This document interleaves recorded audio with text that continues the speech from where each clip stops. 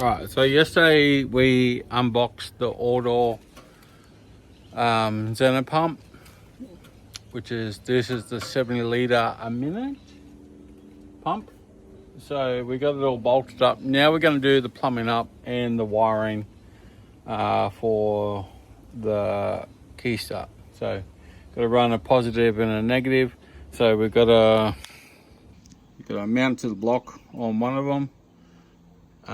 And then we're going to put one in the back down in there. We're going to put one down on the back of that little alternator thing,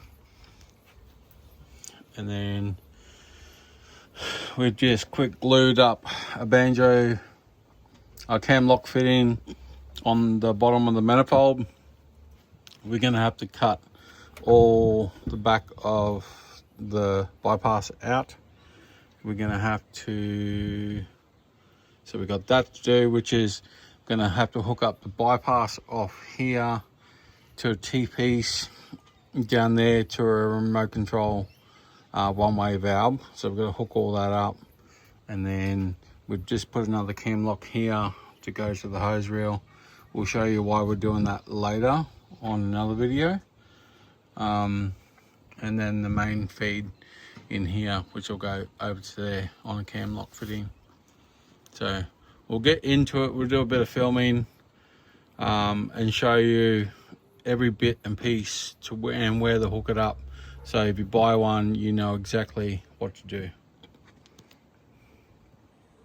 Alright, so first things first, we're going to hook up the main water line feed in. So it's a 1 inch with cam lock fitting. That's a 1 inch cam lock tail, a clamp. I've got the clam lock there, and then what we'll have to do is mount it to that back side there as well. So this is a non-kinking hose. So this is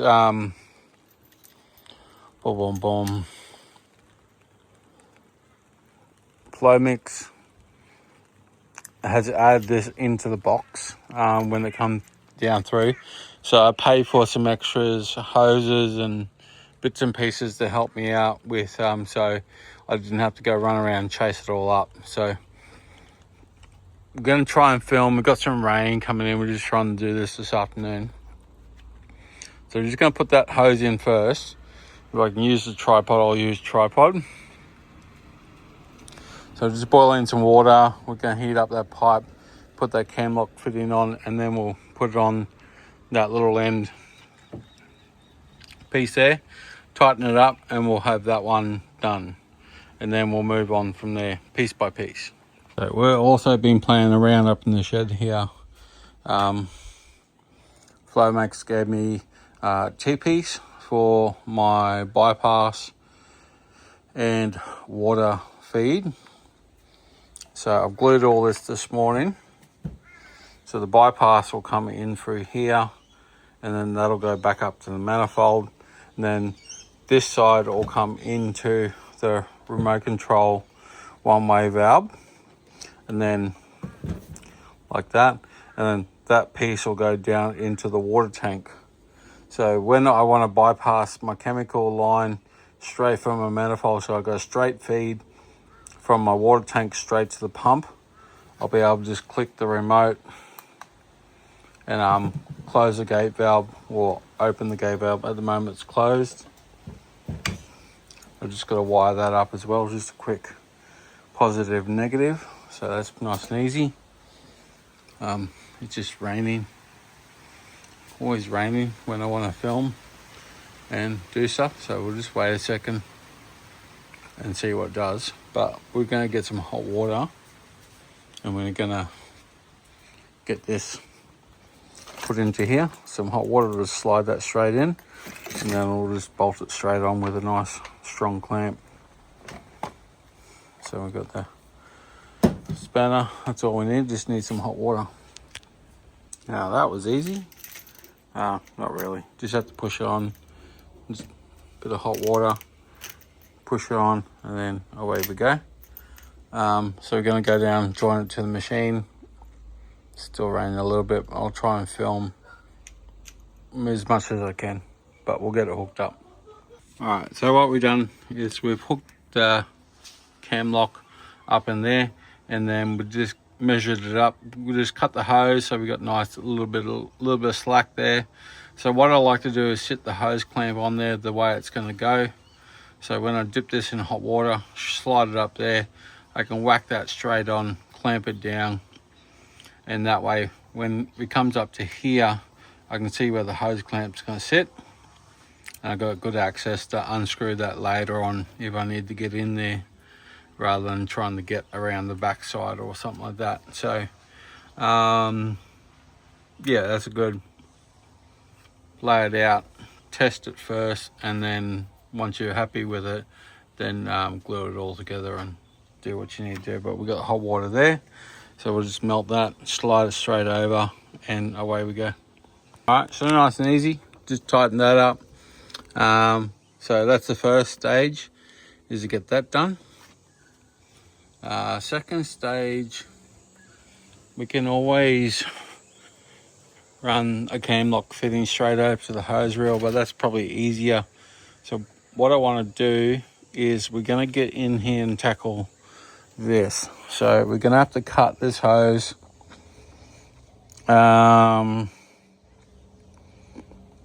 Cut the hose and get those connections in there, which is going to be tight. Going to be tight to get in there, but we're going to have to do it. And then we can unscrew this connection here, put another joiner in there so we can mount the hose there. So let's play around with that, because that's going to be the messiest part. Once we got that done, then the rest of it is pretty easy. So let's tackle in here. All right, so let the mess start. We've cut that off. We're going to lose probably half our tank of water, but that's fine. We want to get that. We've got to get this up in behind this one, and then we've got to get him over there. We'll probably have to cut him down a little bit more because we want the other one to sit on this rail. So we'll go get that end piece. We'll have to get another hose clamp. We've got a hose clamp here. We'll get all the fittings. We'll have to jump in the back of the tray there, and we'll get that all plumbed up, ready to go. Because yeah, once we screw on the gag valve, that'll stop running, but that'll all empty out before we even get to that point. But anyway, to start, so good old pipe cutter, I'll keep that up there because I'm probably going to need it there. I'll grab all the bits and pieces so when we jump up in the back of that truck, then we got everything we need. So this is the old gate valve that we had here. So unscrew that, get that out of the way. All this is just hand tight, but it's got the glue on it, so sometimes it gets really hard. So we'll oh, it's got probably a little bit of crap in that line as well, in the manifold.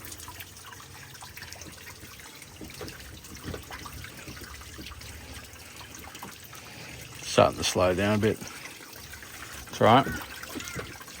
We'll fill up the tank before we start what we're doing. So we'll grab what we need to fix that and get that plumbed up. And then, yeah, I want to get that organised so we can do the bypass. Once I've done the bypass, then I run the hose reel one, hook up the power, and away we go. Alright, so you can call that job not fun at all. But what we got is got like a little 1 foot line, got it tucked in behind there where I wanted it. So that way that little remote control valve sits right up on that thing, and it's sitting nice and flat along that board. So we had to cut probably another inch of hose off there just to get it down. So that job's done. Then we can jump over this side and start working on that side of things.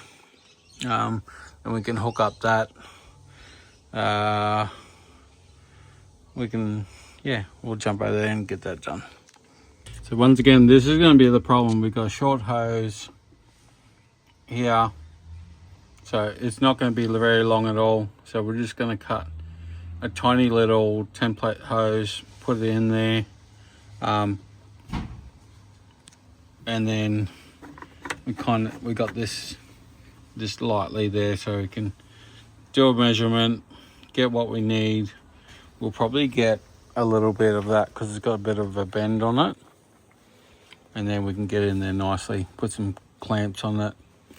And then this is just a bypass one, so that's going to run down there, underneath there, and then back up to here. So what we're going to do is coil the bypass hose underneath here, out of the way. So we'll get to that in a minute. So as you can see, we're putting a clear braided hose in here because it was so hard to get that one up in there. And my water's not hot, so I'm going to have to boil some more water because I want that really, really hot so I can slide it down that like butter, because these ones are very jagged and they catch all the way down. So we'll be able to get it over there. Once it goes in there, it should just sit in there nicely. This will be over a little bit, but that's fine. It is what it is. So what we'll end up doing is we'll unscrew this.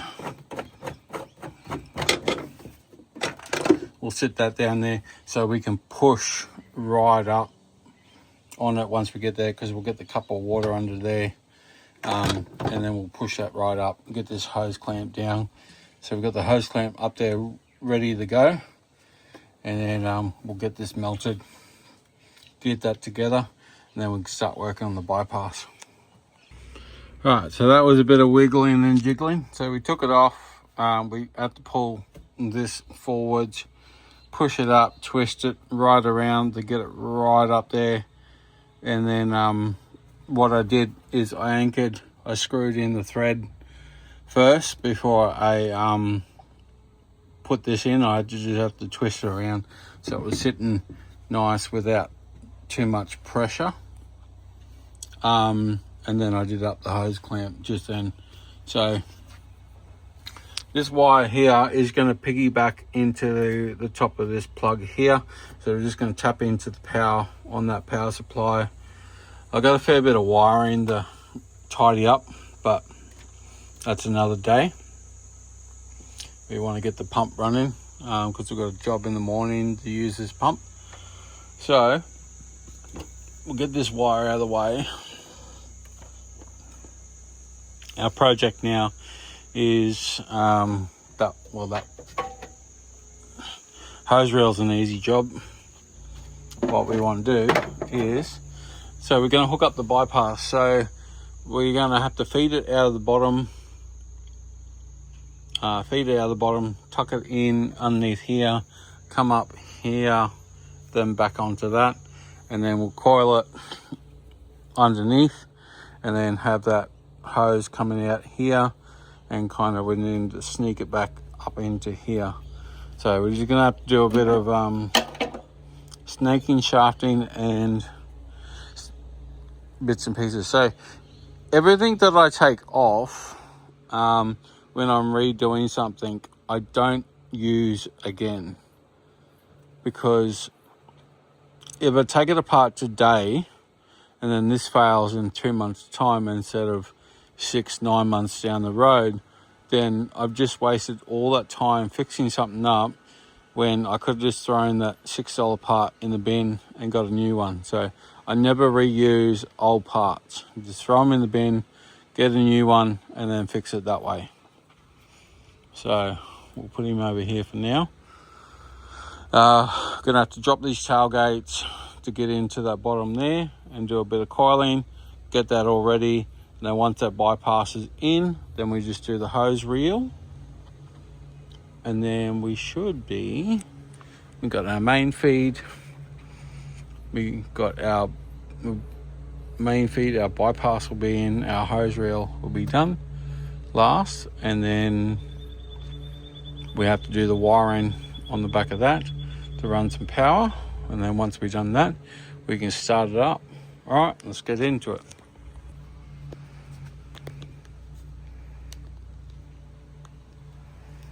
Yeah, so I don't know the length of this hose.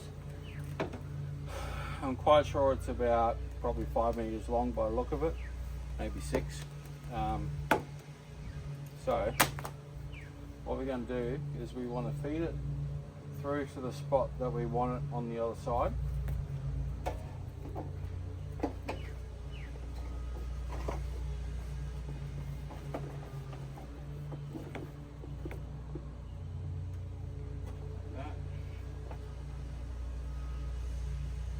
So we got that in there. Now we want to play silly buggers and coil like a freaking snake up in here.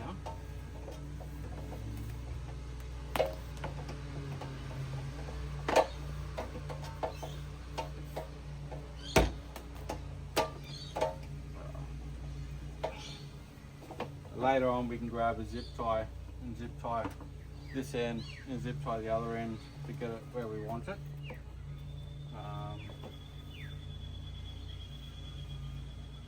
That's going to go on that end there.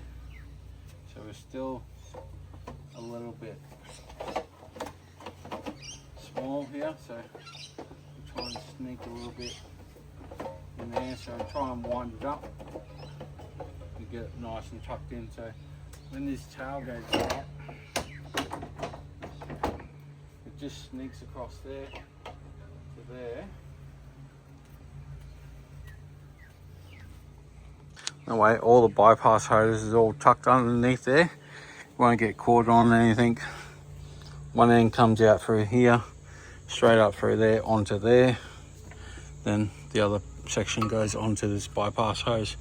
So what we need is 2 hose clamps, some hot water, a shifter, tighten up the hose clamps, and then that's done.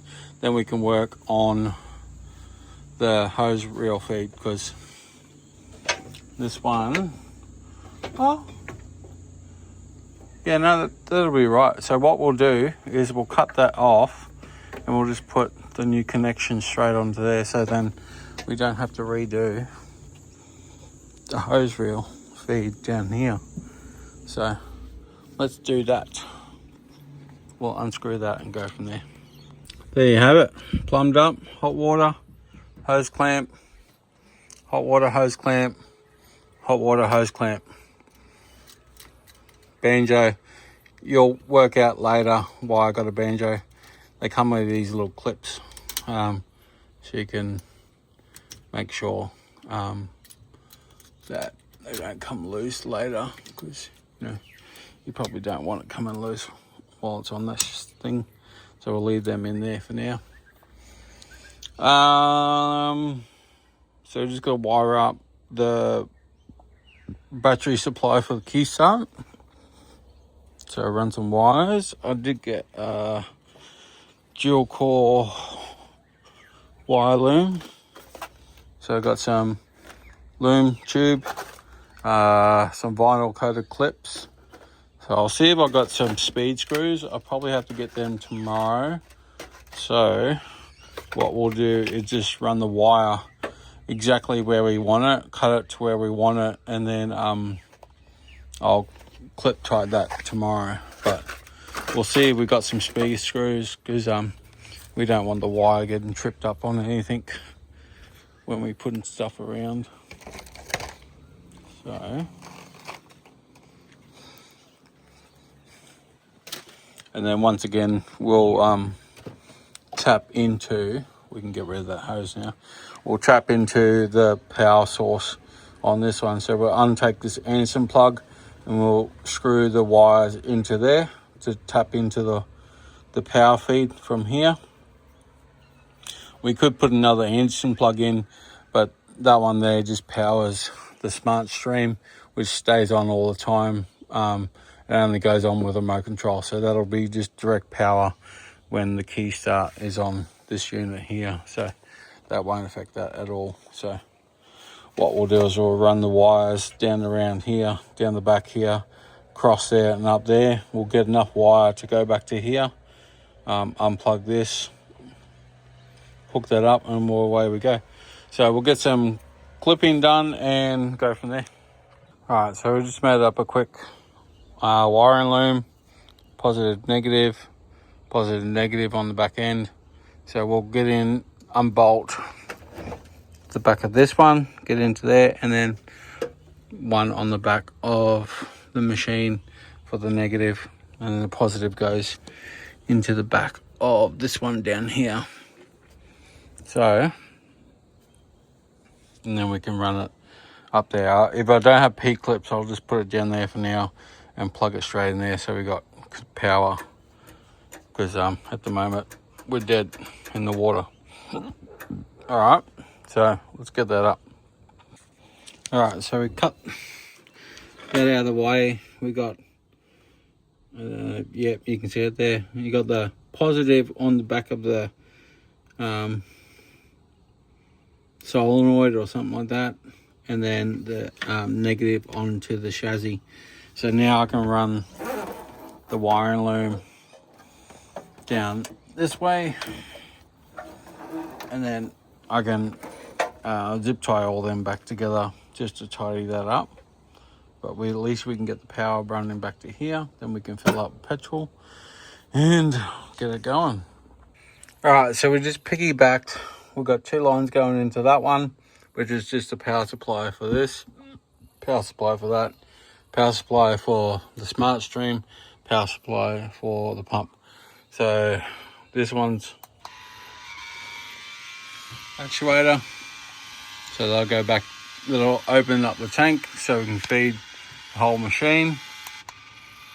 They'll go back, so we'll put that in my chest bag.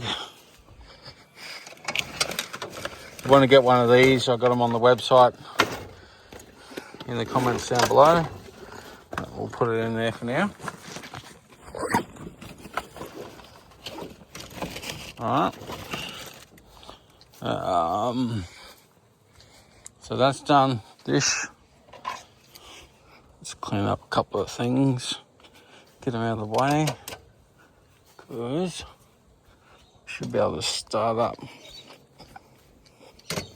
Right, so we didn't have any P clips, so I'll have to fix that up tomorrow. I'll just have to grab some speed screws that go down the shaft there for the P clips. So we'll just do a quick tidy up. All right, let's start it up for the first time. Choke on, fuel on.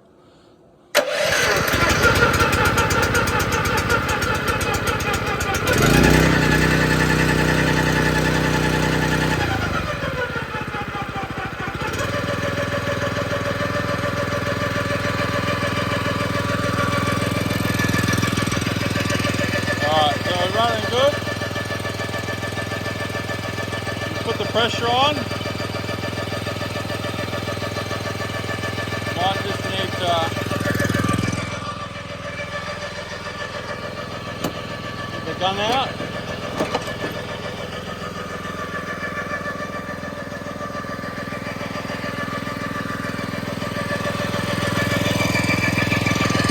I'll come back to you in a second.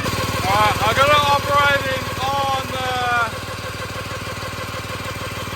220. Got operating on 220 psi. It's got a lot of kick.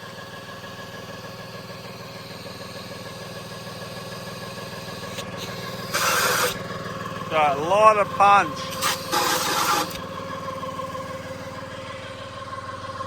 So we can shoot way over the roof. That's good.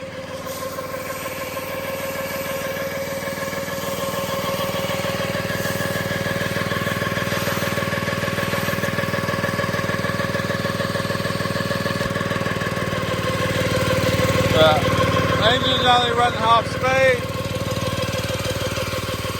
That's sitting on there. So we'll turn the pressure off. We've got a leak over here. That's where it was sucking air before. Put the pressure on the bypass.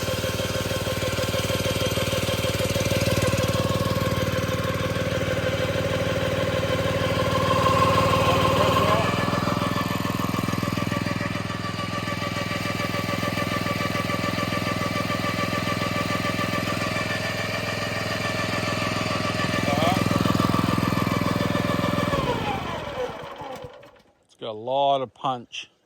That hose really flexes. It really flexes on that hose. But we got an air leak up in here, which is probably not too bad for now. And that's basically where it comes from the hose. So we might change that over to a braided hose later, but for now that's fine.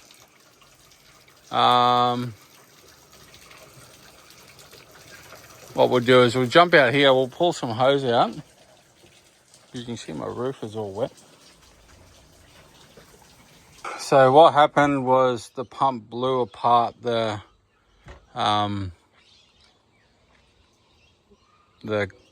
cam lock connection, blew it apart and creased the plastic, so it won't join back up. Now it's all loose. So what we'll have to do is go down the plumbing shop in the morning, grab another fitting, and then we'll redo another line going back to there. I did get a 3/4 inch line this morning, so we'll have to grab some fittings in the morning, come back, do a quick plumb up, head over, do that roof. Yeah, we're only running the PSI on about 220, and then yeah, just pop that straight off the line. So that fitting was weak, so we'll change that up in the morning. And then yeah, it has heaps of power. I just got to make sure that fitting is tight, because this was tight. So we'll just go with the straight barb through here and clamp it up, go old school. I was trying to do something different for a different system, but I don't think it's going to work. So we'll go this way. Right, so we're back at it. Just got up. So what happens, we blew that fitting off. I'm quite sure that's what we did. That was a day ago. So we got new fitting there. I'll show you that. So what we got is we got a stainless steel 3/4 inch barb in there. We put a 3/4 inch 90 on the end of that. Whacked some thread tape in there and really pumped it right up in there. Got it nice and tight. A double hose clamp, this one here. We went out yesterday. We did a roof, and then we started cleaning the house, and then this hose went. You can see the 2 marks on this hose here where it blew out. I don't know, it's from tension or rubbing on that. So we're going to cut all that out. We're going to cut that hose out, and we're just going to put this hose here, braided hose, on that line. I got about 1 meter of braided hose, so we'll cut it out. We'll put about 3 foot there, just in case that's the problem. Being a short line, there's a lot of tension and pulling on that line, so we're gonna put about 3 foot of that back on there, and hopefully that solves that problem, because everything is braided hose here, braided hose here, braided over there. So that's just the weakest link that I can see.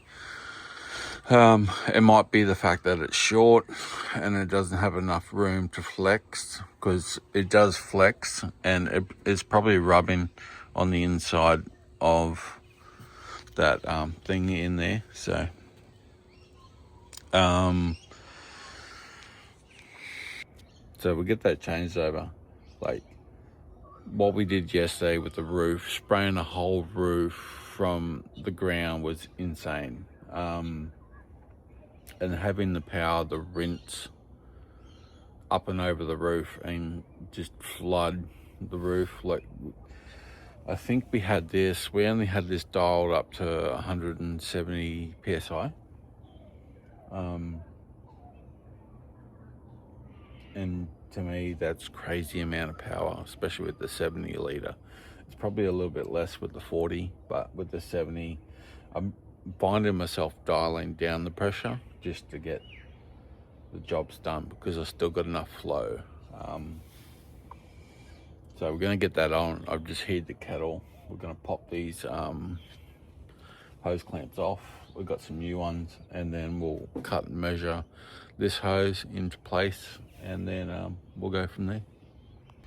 Yeah, so you can see I've just pulled it back off the end there. So what it's done is it's rubbed on the end of the barb, because this is quite sharp plastic, and you'll find when this is on the machine, it's sucking so powerfully. Probably definitely need that 3 foot of hose, because it was on there, and you can see where the holes are, just marry up where that is, and just you can see this hose flex when it's on. So we'll take off those hose clamps. So once again, I never reuse, even though I've used it once, I never reuse anything twice. So I'll throw them in the bin, because you know, they could get soft, they could get stretched. I don't like to use stuff again in case, because I don't want to put it on there today and have it blow out because I've used something that's old. It's happened before, so I make sure I don't do that ever again. Alright, I'm on the job site now. We've got 15 units to do here. So I have put that hose in, so I've got 3 foot length. Nice big coil so it doesn't kink up.